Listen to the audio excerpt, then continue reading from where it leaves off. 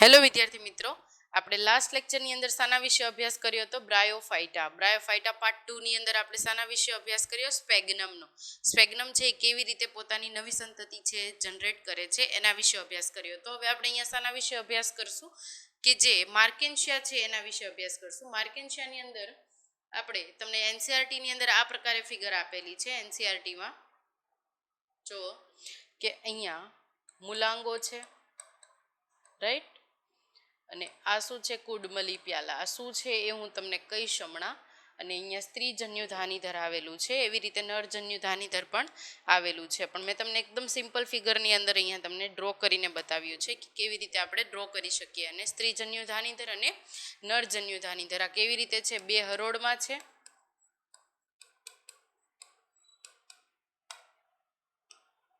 બે હરોળમાં ગોઠવાયેલું છે. પર્ણો જેવું થોડુંક એનું સ્ટ્રક્ચર છે. પ્રકાંડ જેવું પૃષ્ઠવક્ષીય વચ્ચેનું જે પોર્શન છે થોડો પ્રકાંડ જેવો છે, પણ પ્રકાંડ નથી, જેવો છે. હા, એમ કહું છું, સમજજો. એનું મુખ્ય શરીર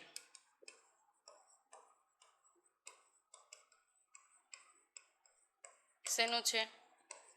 જન્યુજનકનું છે. ક્લિયર અહીંયા સુધી? હવે અહીંયા એક સ્ટ્રક્ચર આવેલું છે, અહીંયા ગેમા કપ. શું છે આ? Gamma cup.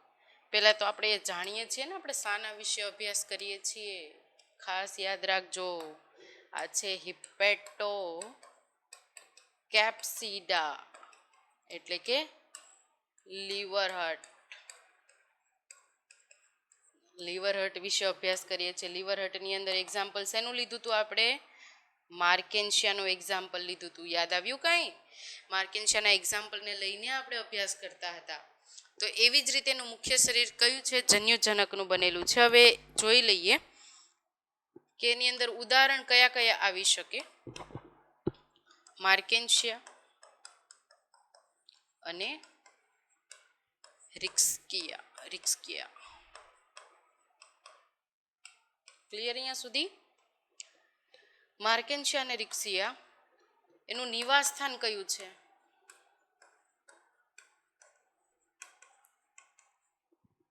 નિવાસ સ્થાનની જો હું વાત કરું તો એ નદી કિનારે, નદી ઝરણા હોય છે ત્યાં જોવા મળે છે.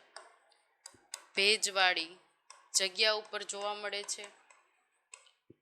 ભીની જગ્યા પર જોવા મળશે. ક્લિયર અહીંયા સુધી? ભેજવાળી જગ્યા પર, ભીની જગ્યા પર એ તમને જોવા મળે છે. બરોબર. આપણે જાણી લીધું કે પૃષ્ઠવક્ષીય એનું સ્ટ્રક્ચર આવેલું છે, એટલે કે જે પર્ણો જેવું થોડુંક જોવા મળે છે આપણને, પ્રકાંડ જેવું એની અંદર જોવા મળે છે. એવી જ રીતે હવે આગળ આપણે શાના વિશે અભ્યાસ કરશું કે નર અને માદા જન્યુઓ વિશે. સ્ટ્રક્ચર તો આપણે એકવાર જોઈ લીધું કે કેવી રીતે આપણે ડ્રો થાય છે. તો હવે અહીંયા આપણે એનું અંકુરણ કેવી રીતે થશે અને એમાંથી નવી સંતતિ છે એ કેવી રીતે બનશે એના વિશે અભ્યાસ કરશું. બની શકે કે જે આપણે જે સ્ટ્રક્ચર જોયું સ્ત્રીજન્યુ ધાનીધર ને પુજન્યુ ધાનીધર, એ એકની અંદર, એક પ્લાન્ટની અંદર પણ હોઈ શકે અને અલગ અલગ પ્લાન્ટની અંદર પણ હોઈ શકે. એટલે કે એનો મુખ્ય દેહની જો હું વાત કરું, જન્યુજનક વાળો છે, એટલે આ મોનોશિયસ પણ હોઈ શકે અને ડાયોશિયસ પણ હોઈ શકે. ક્લિયર અહીંયા સુધી? અલિંગી પ્રજનન માટે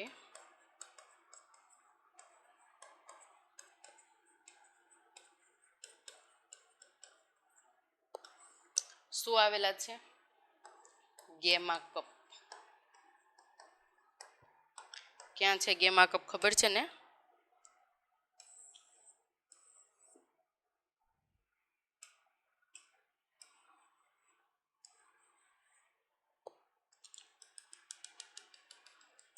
અહીંયા શું હશે? Gamma cup. એવી જ રીતે અહીંયા બીજું પણ આવી જ રીતે હશે.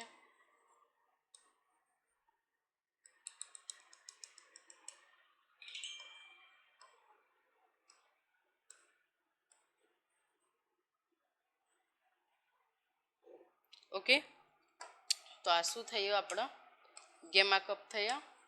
તો હવે આ ગેમા કપનું એક પર્ટિક્યુલર છેદ લઉં છું. એટલે ગેમા કપ કયા કયા પ્રકારનું છે? આ પ્રકારે આપણે લઈએ છીએ. હવે ગેમા કપનો હું એક આડો છેદ લઉં છું, સોરી ઊભો છેદ લઉં છું ગેમા કપનો.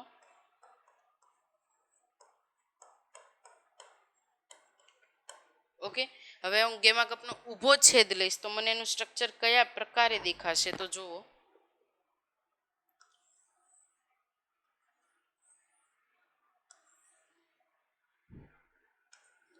આ રીતે મને એનું સ્ટ્રક્ચર છે એ દેખાશે.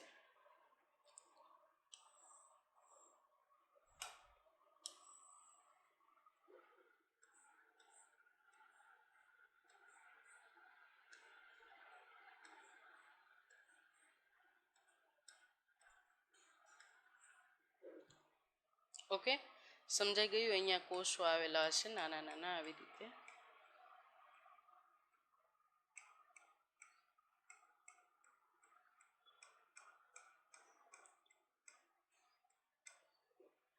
પર્ટિક્યુલર ક્લિયર અહીંયા સુધી? હવે આ ગેમા કપનો મેં શું લીધેલો છે? અહીંયા ઊભો છેદ છે એ લીધેલો છે. અને શું કહેવાય પેલા સમજો. આ કહેવાય કુડમલી પ્યાલો. શું કહેવાય? કુડમલી પ્યાલો. કુડમલી પ્યાલો કહેવાય. આને કુડમલી કહેવાય. કુડમલી પ્યાલો કેમ કહેવાય? પ્યાલા જેવું સ્ટ્રક્ચર છે ને એની અંદર કુડમલીઓ આવેલી છે, પણ આખા સ્ટ્રક્ચરને એટલે કુડમલીઓને સંગ્રહિત કરે છે એને શું કહેવાય? એને કહેવાય કૂપધાની. શું કહેવાય? હવે જો અહીંયા હું એક સિક્વન્સ લખું છું. કુડમલી પ્યાલો છે, એમાં કૂપધાની છે, કૂપધાનીમાં શું છે? કુડમલી છે. હવે કુડમલીનું સ્ટ્રક્ચર હું પર્ટિક્યુલર જોઉં તો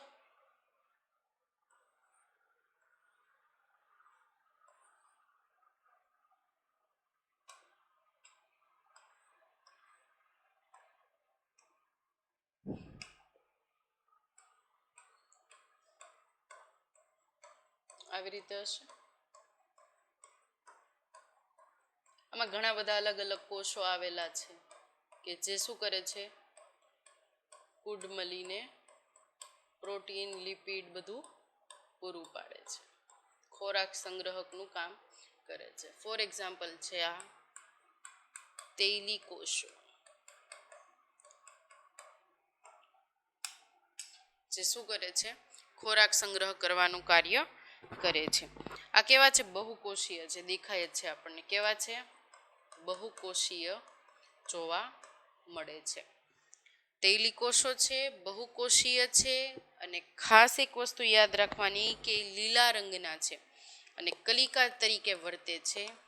કેવા છે? લીલા રંગના છે અને કલિકા તરીકે એ વર્તે છે.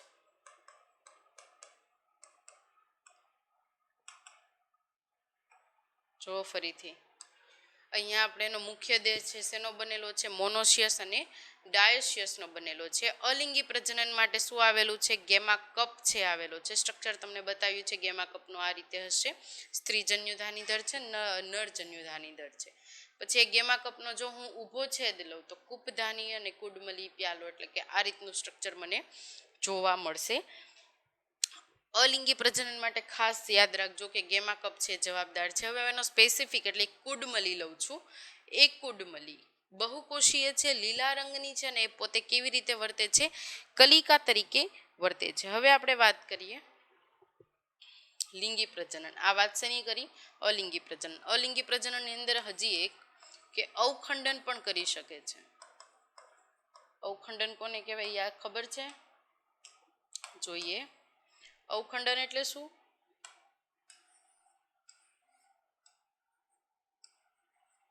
આ સ્ટ્રક્ચર છે અહીંયા ગમે ત્યાંથી હું એને તોડું અથવા ત્યાંથી છૂટું પડી જાય છે. તો આ ફોર એક્ઝામ્પલ આટલો, આને 1 2 3 4 5 6 7 7 સ્ટ્રક્ચરની અંદર ડિવાઈડ કરું છું તો હું ખાલી છઠ્ઠો સ્ટ્રક્ચર લઉં છું એટલે એ કેવું છે આટલું જ છે તો અહીંયાથી ફરીથી એક નવું સ્ટ્રક્ચર છે રચાવાનું ચાલુ થશે સમજ પડી પાંચમું લઉં છું તો ત્યાં પણ એમ પાંચમું શું છે અડધો પોર્શન છે એટલે કે આટલો પોર્શન છે તો ત્યાંથી એક નવું સ્ટ્રક્ચર રચાવાનું ચાલુ થશે આવી રીતે ક્લિયર અહીંયા સુધી તો જેને શું કહીએ છીએ આપણે અવખંડન કહીએ છીએ એટલે કે અવખંડનની રીતથી પણ એનું વાનસ્પતિક પ્રજનન અલિંગી પ્રજનન થાય છે હવે આપણે વાત કરીએ લિંગી પ્રજનનની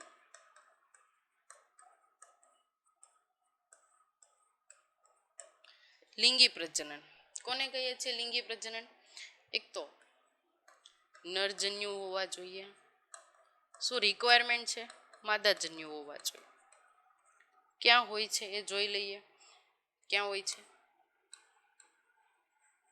આવી રીતે સ્ટ્રક્ચર આપ્યું છે ને આ સ્ટ્રક્ચરની અંદર તમને જોવા મળશે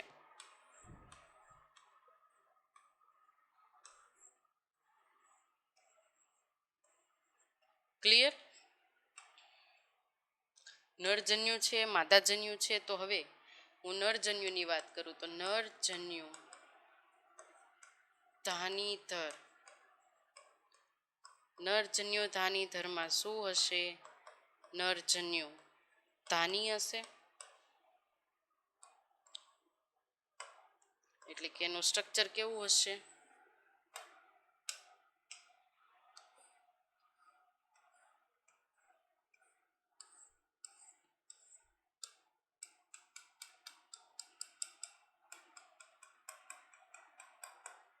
પછી ધીરે ધીરે આમાંથી શું બનશે ચલ પૂજન્યુ બનશે કષાયુક્ત એનું વિભેદન થશે અને શું બનશે ચલ પૂજન્યુ ક્લિયર આ વાત શેની કરીએ આપણે નર પૂજન્યુ નર ખાસ એક યાદ રાખજો કે આની ઉપર એક લેયર આવેલું છે આવી રીતે કવચ કહી શકો તમે એવી જ રીતે જોઈએ તો સ્ત્રીજન્યુ ધાની ધર ક્યાં હશે સ્ત્રીજન્યુ ધાનીમાં અને શું બનાવશે સ્ત્રીજન્યુ એટલે કે અંડકોશ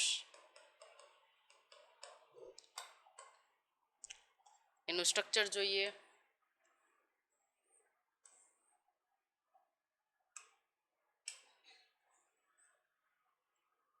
આજુબાજુ શું છે આવી રીતે કવચ છે ઓકે તો હવે અહીંયા શું થશે ચલ પૂજન્યુ છે અંડકોષ સુધી પહોંચશે અને ત્યાં શું કરશે ફલિતાંડ બનાવશે શું બનાવશે ફલિતાંડ છે એ બનાવશે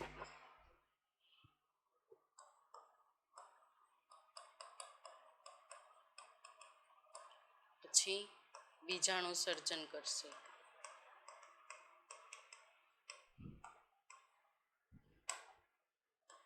બીજાણુ સર્જન પછી પ્રતંતુ અને નવું સજીવ દેહ વનસ્પતિનો નવો વનસ્પતિનો સજીવ દેહ છે એનું નિર્માણ થશે અને આ કેવું માર્કેન્શિયામાં ખાસ એક યાદ રાખજો માર્કેન્શિયાની અંદર જે બીજાણુજનક તબક્કો છે ખૂબ જ ઓછો વિકસિત હોય છે ઓકે બીજાણુજનક તબક્કો છે માર્કેન્શિયાની અંદર માર્કેન્શિયામાં બીજાણુજનક તબક્કો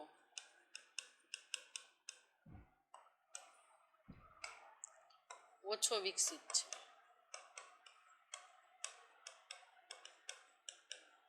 ક્લિયર અહીંયા સુધી ક્લિયર છે રાઈટ હવે જોઈએ આપણે શાના વિશે વાત કરી હતી માર્કેન્શિયા વિશે વાત કરી હતી હવે આપણે વાત કરીએ બ્રાયોપ્સિડા વિશે શાના વિશે બ્રાયોપ્સિડા એટલે કે મોસ પ્રકારની વનસ્પતિ, તમે એને મોસ પણ કહી શકો છો. ઘણા બધા નામ છે એની અંદર. સ્ફેગ્નમ છે, ફ્યુનારિયા પોલિટ્રિકમ. ઉદાહરણ લઈએ, સ્ફેગ્નમ, ફ્યુનારિયા,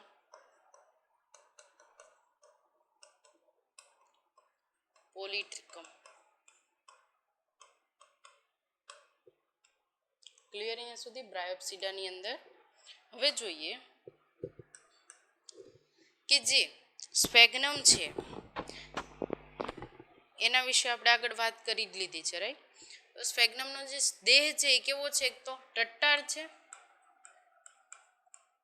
એનો મુખ્ય દેહનો પ્રકાર જન્યુજનક છે, રાઈટ? જન્યુજનક છે એનો મુખ્ય દેહનો પ્રકાર. અને બીજાણુ છે એ બનાવે છે, પર્ણો ધરાવે છે. તો એનું એકવાર સ્ટ્રક્ચર જોઈ લઈએ.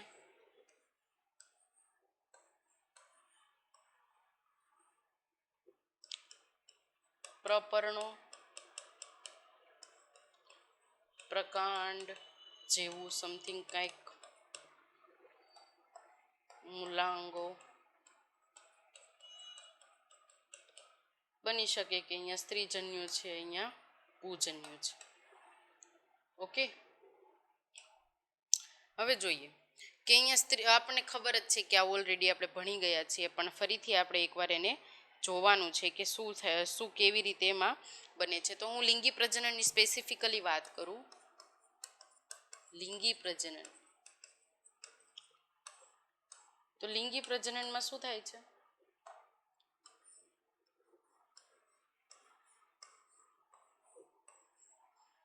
અહીંયા શું છે? સ્ત્રીજન્યુ. અહીંયા શું છે? નરજન્યુ. નરજન્યુ ધાની.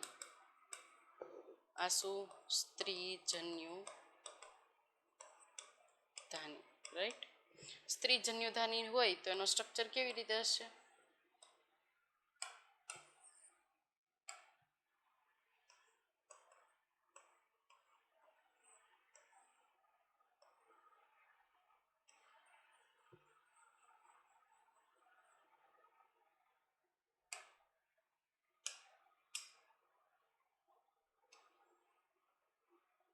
નરજન્યુ ધાની હશે તો એનું સ્ટ્રક્ચર કેવી રીતે હશે?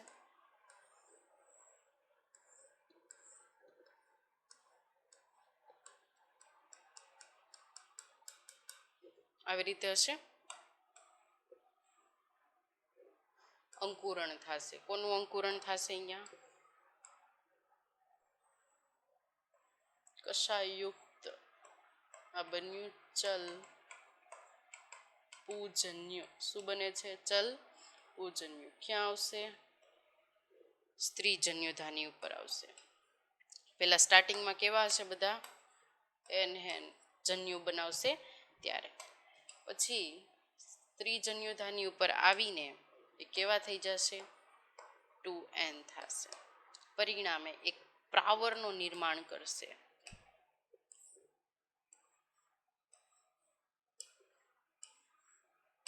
જોઈએ એક પ્રાવર કોને કહેવાય?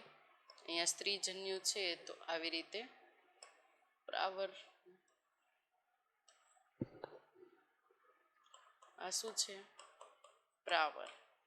આને કહેવાય પ્રાવર દંડ. પ્રાવરની અંદર શું હશે? આવી રીતે બીજાણુ હશે.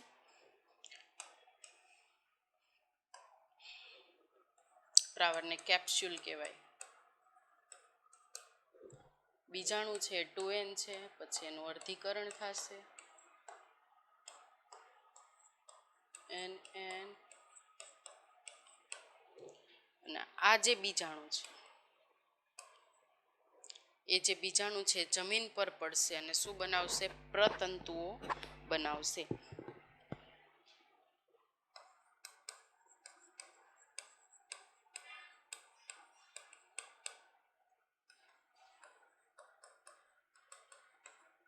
હજી એક વસ્તુ ખાસ યાદ રાખવાની, નોટ કરી લેજો કે જે લિંગી અંગો છે એ ક્યાં હશે? પ્રરોહની ટોચ પર જોવા મળશે. ક્યાં જોવા મળશે? પ્રરોહની ટોચ પર જોવા મળશે. અહીંયા બની શકે, અહીંયા બની શકે. એટલે પ્રરોહની જે ટોચ છે એની ઉપર જ તમને મોસ્ટ પ્રોબેબલ લિંગી અંગો છે એ જોવા મળશે. હવે જે બીજાણુ છે,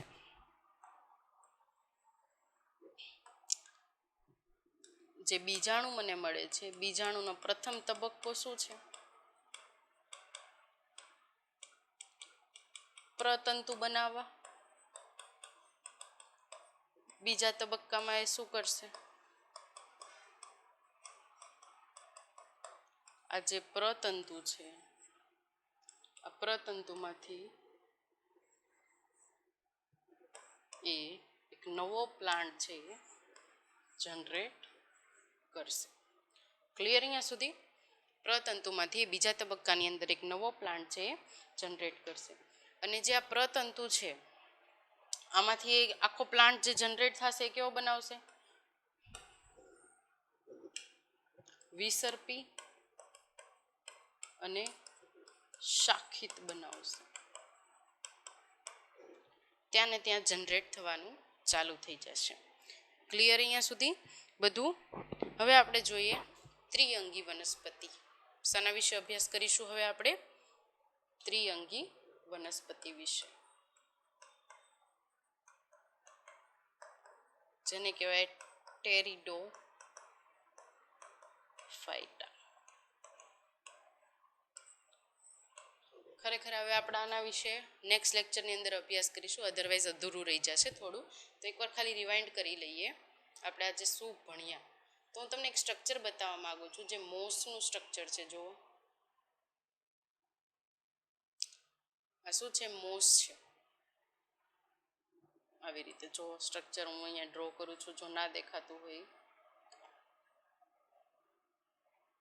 અહીંયા અમુક છે એ આ રીતે જ.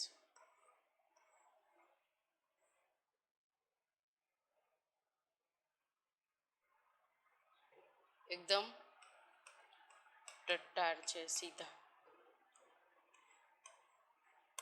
આવી રીતે. બરોબર? ટીપા દેખાય છે એટલે આઈ થિંક ભીનું વાતાવરણ હશે, એના લીધે થોડા નમી ગયા છે. બાકી કેવા જોવા મળશે તમને? સીધા અને ટટ્ટાર છે એ જોવા મળશે. આવી રીતે મોસિસ છે એ આવેલા હોય છે. સ્ફેગ્નમ તમે એને કહી શકો છો. Thank you.